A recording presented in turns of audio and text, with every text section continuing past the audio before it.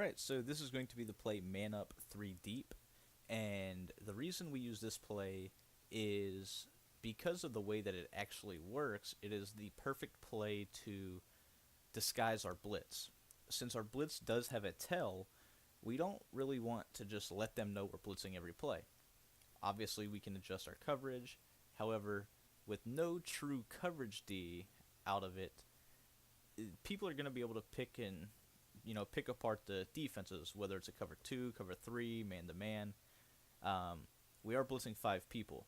So somebody that's got their reads down pat, they are perfectly content dinking and dunking down the field, they will be able to beat that type of defense, that blitz, so to speak. So just to disguise everything, we like using the play Man Up 3 Deep. And as you'll see here, we'll go ahead, just call a random play.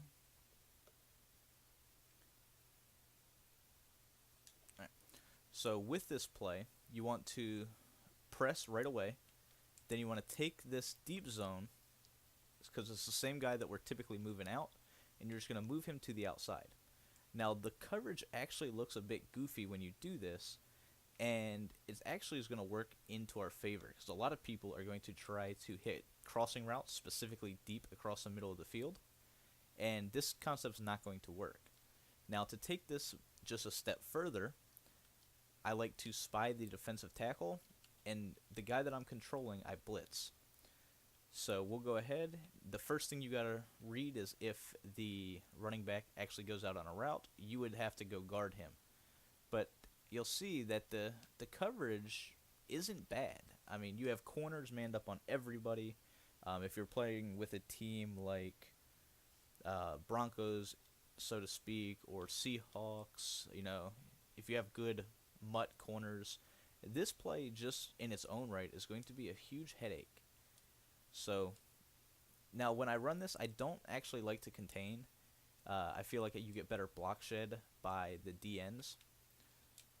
But once again, you want to spy the D tackle, blitz the guy that you are controlling, and you'll see that really nobody's going to get open. The drag route's not open, the corner route's not open. Those are pretty much people's main reads. You got post routes. Let's see if I have one. Alright, so PAFLD. This might be one of the best man beating plays in the game. Especially the two-man under type defenses. But watch what happens when you move this guy to the outside. He's going to drop back and play perfectly underneath this post route. So we'll go ahead, spy, blitz, all that good stuff. Now, when we do this, we jump. You can see that although he caught the ball right there, a play that is typically wide open, and it looks like it's going to be wide open from the get-go, they're actually going to be dropping back and throwing directly into dual coverage, and a lot of the times that's going to be dropped or simply picked. If you look to the other side, though, the corner route, once again by a great player, is not open due to where the safety is at. Obviously, the slant across the middle is completely boxed. The curl route on the left is boxed. So, at this point, the only person open really is the running back, and that's our guy. So we'll go ahead, try it again. So, once again, you want to press before, that's got to be the first thing you do, is just press. Otherwise, this guy's going to drop back to the middle of the field. Move this dude to the outside. This time, I'm not going to spy the D tackle. We're just going to leave him how he is. And if you don't want to play on this guy, say you know that their guy on the left's not going to beat you, play on the safety. Just get creative with your coverages. You could flat both guys. It is one of those true defenses that really is just a pain in the ass to beat. You could even do this. This is something I do from time to time. You could either spy him, you could spy the D tackle, blitz this guy, and user him. Like I said, just get creative with your plays, and as you'll see, nothing is truly open. We're just chucking up aggressive catches at this point.